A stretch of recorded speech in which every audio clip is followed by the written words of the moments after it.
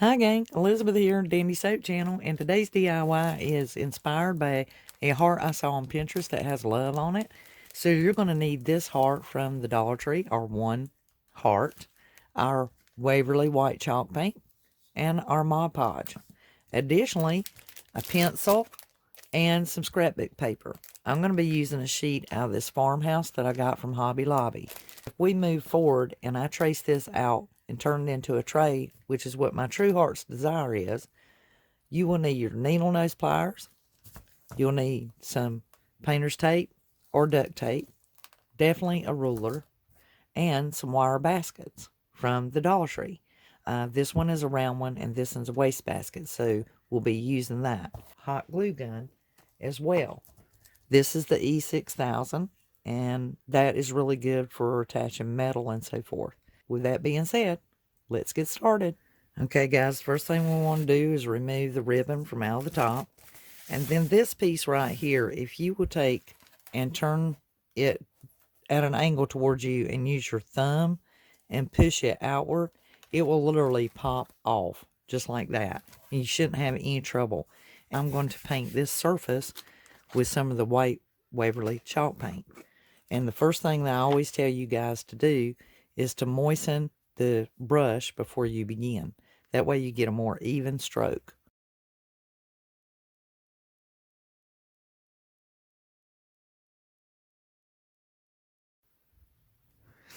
Okay guys, I have decided I'm going to try out some of this ballet slipper. As you guys know, I love pink, and I have just really fell in love with this pink chalk paint. And I'm just going to do one arch of my heart. I'm not going to do it all over because I'm going to be making this look like planks of wood. So as you can see, I put very little on my brush and was able to smooth that on that one little arch. I just want to make this white intense over that black strip that was in here, as well as the word happy. And like I said, it doesn't have to be perfect. I just want to put it over there. And some of that red actually had like a dust smear to it. So as you can see, you can see it trying to bleed through again.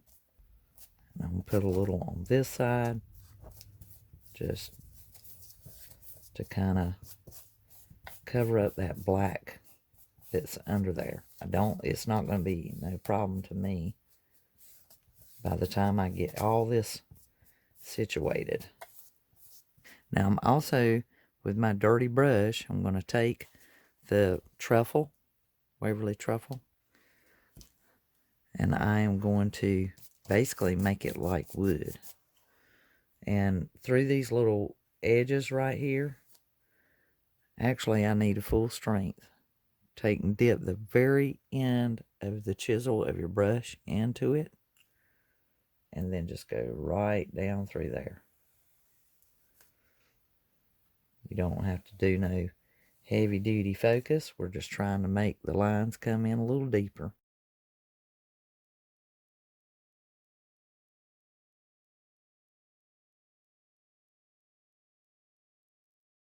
Okay, so I've cut my strip out from my scrap paper, and I'm going to Mod Podge it on here. And I've already cut out the size that I need. Always pre-moisten your brush before putting your Mod Podge on. And then that way you get a real even coat, and the brush is not soaking up your Mod Podge. And you're able to get the spread a lot better.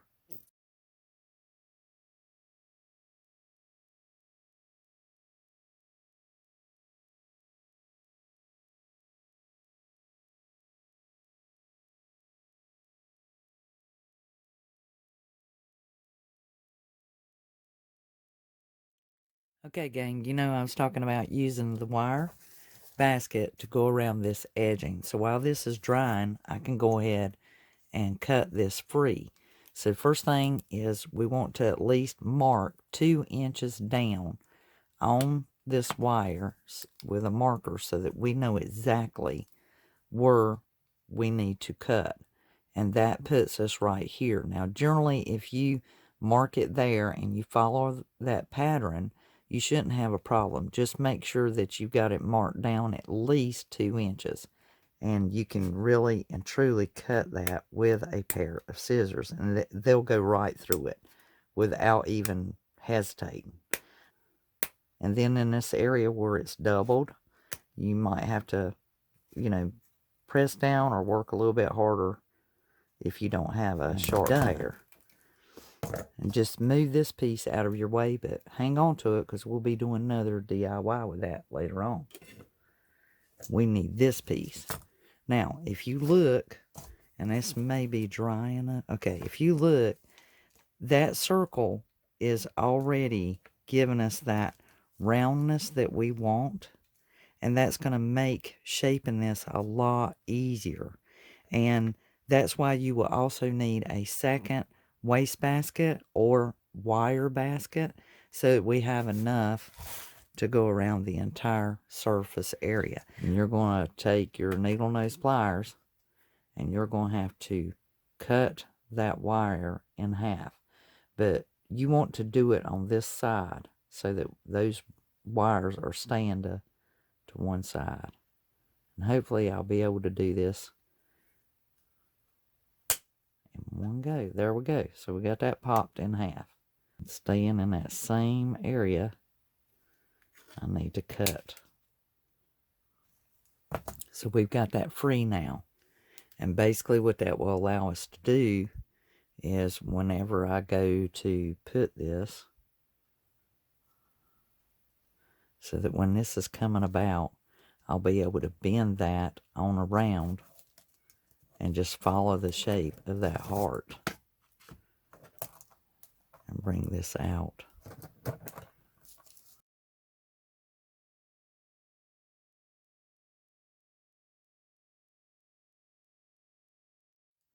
Okay, so guys, what we want to do here is we want to mark this area of wire that you're seeing here. We need to mark that somewhere around 1/2 inch. So at the, let's go to the lowest point. See where it comes in between? Not here, but the area in betweens. And use that as our line of measurement. And that would be our 1/2 inch.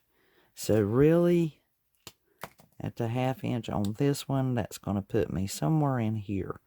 So if I do continuously bend this underneath, I hope you got, I'm going to mark it so far so that I can stay in line. And I just had those rocks in there, so just ignore that. I've taken a pail and I'm laying my heart on it so that I can, and this will kind of grip around it because it's got those little holes in it from the wire. So it won't be hard, but just kind of position it there. It might kind of hold itself for you. And I'll just kind of show you guys what I'm doing. I'm just bending that wire over that where I marked it. That's all that I want bent over this side edge.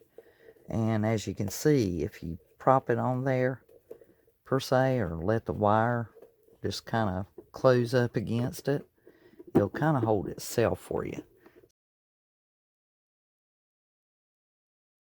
If you find that you need to make some adjustments, then you can do that.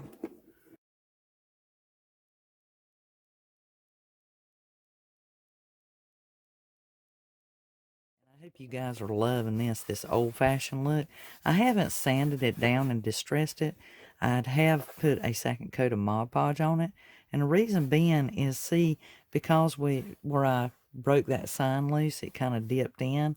And where I had rubbed it, when I put the Mod Podge on there, I went back and dampened my brush and got a little wet and did some roughing.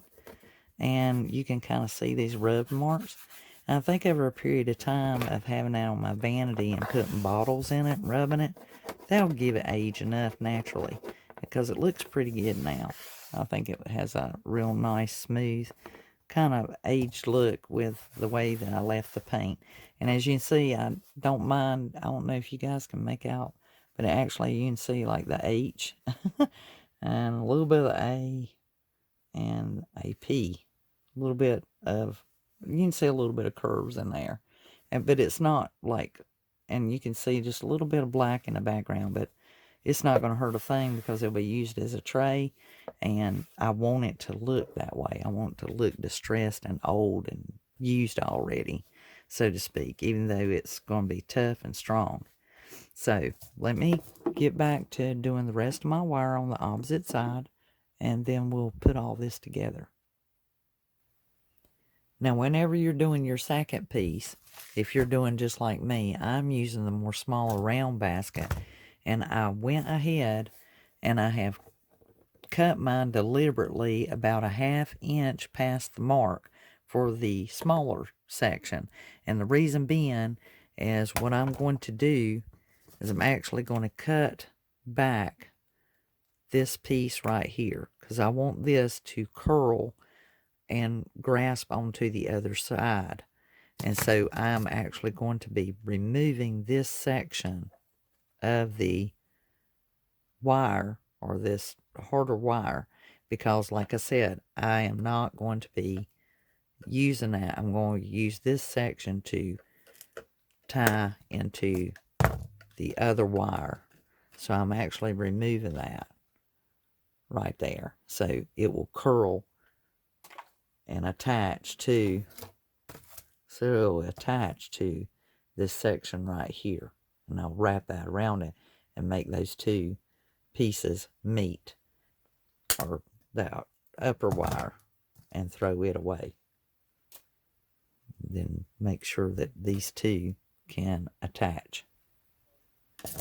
Okay, so basically what I'm going to do is I have put some tape here, but I'm holding it and bracing it in place, and I'm going to take my hot glue and go ahead and start laying it down.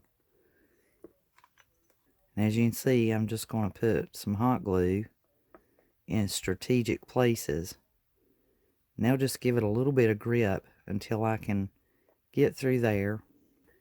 And basically what I'll do is I'll take my painter's tape and I will actually tape where I put hot glue to help keep it held down, and they'll give me some control over it until I get it all into place. And that's just to ensure that I can get my wire to stay in place, because once I put the E6000 on there and it sits overnight, then I'll have a more stable attached, and then I can cover it, and that will just ensure that it stays in place. Okay, so now I've turned it over so you guys can see the areas where those wires need to meet, and I need them to set apart but be close together.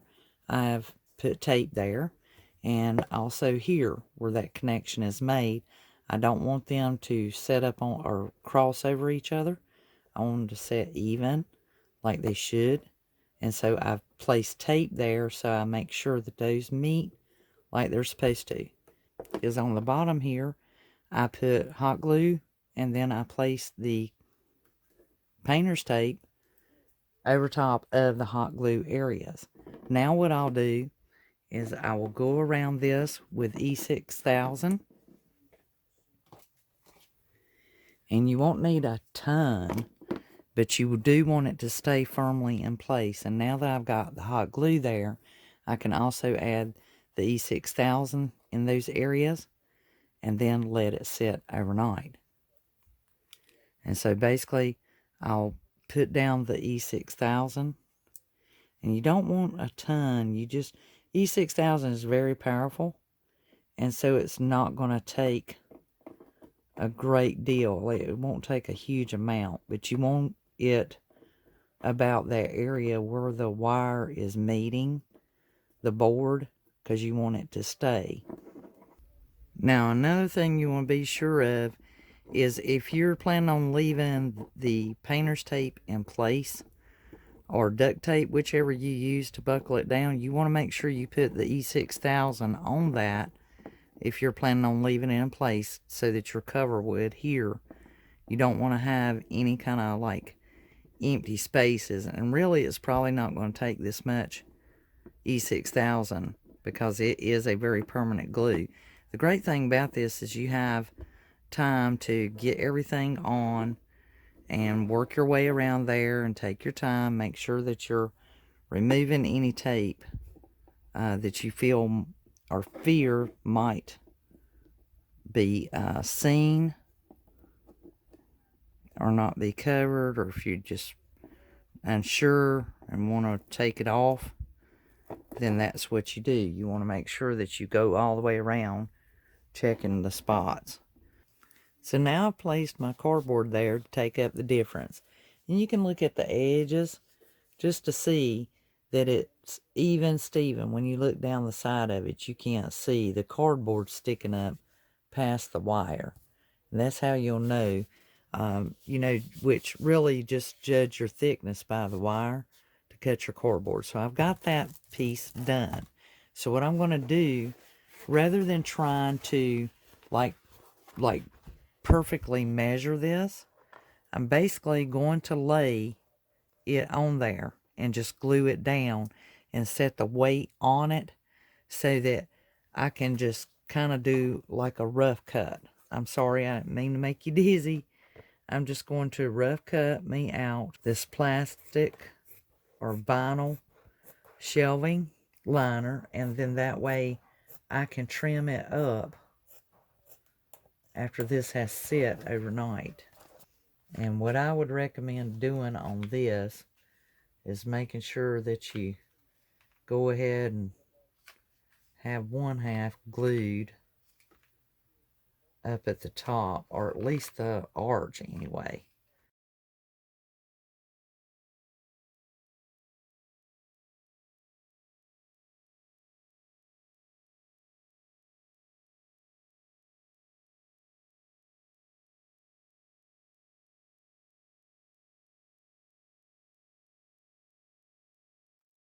Okay guys, we'll let it sit here overnight, and I will see you guys back tomorrow. Okay guys, I have removed all of the weight, and this thing has just turned out awesome. Look at that, how even and how nice. And yes, if you turn it over and look, you can see where it's been glued. You can even see my paper, but you may opt to use a different liner. Anyway, let's go ahead and trim back our heart. I've already been cutting some of this away, and so this is the end of our DIY. We have a beautiful Vanity mesh wire shabby chic farmhouse tray of our own. We can put our perfumes, or we can use this on our table in our kitchen, or just anywhere. It's just absolutely beautiful. This would look very dreamy on someone's summer porch, or summer patio, or outdoor sunscreen porch. And it's just absolutely gorgeous. I'm just so pleased with this, guys. Look at it. Isn't it just absolutely awesome? I love it. I love it. Even with the little holes here, if you wanted to, you could fill those in with putty. But as I was telling you guys, I will be putting my body sprays and perfumes and whatever I want. And this is really big. I mean, this is a really big tray. Now, if you wanted to, you could add some handles. Now, I have forgotten to glue this whenever I put this together, so I will go back and do that and fix these sides. This one right here, I need to pull it down and, put the glue on it as well and adjust it and all. But all in all, guys, it is awesome. It's beautiful. So I'm glad that I did this. I did ponder on this for several weeks, a good 2 weeks before I ever really done it. I just had to get it straight in my mind, and it turned out absolutely gorgeous. I'm so pleased, guys. I'm just so pleased. So if you guys have not liked the channel already, please give me a thumbs up. Hit that like. It really helps me get up further in the rankings and allows for other people to be able to find this video. Share this video. You can actually hit the share button, and you can share it on any of your social media platforms. If you do, please tag me on Instagram as Dandysoap DIY.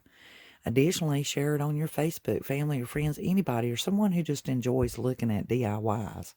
If you haven't subscribed to the channel, I certainly hope you do. See that dandelion right there in the right corner? You can hit that, or you can hit that bell down there and hit subscribe. You can personalize it. Additionally, in case you guys didn't know, you can actually save this to your watch list or watch later, or you can create a playlist and add this to it. Maybe a craft you want to try later, or something you might be interested in doing at a later date. You guys, if you'd like to join my Facebook DIY Dandy Soap gang, go down into the comment section below, and all of the links to Instagram, Facebook, Twitter, all of them are down below. And click that, and it'll throw you over to the Dandy Soap DIY Facebook page. I would prefer that you join the page versus the actual group, and you can leave comments and even post your own DIY projects there on the page. I would love to see them. And definitely tag me on Instagram, follow me on Instagram and Facebook, and tag me there if you ever do a project. You guys, I'm going to let you go. Until the next DIY, this is Elizabeth saying have a wonderfully, dandly, crafty day. And thank you so much for coming along. See you later, guys. Until the next DIY, this is Elizabeth, over and out.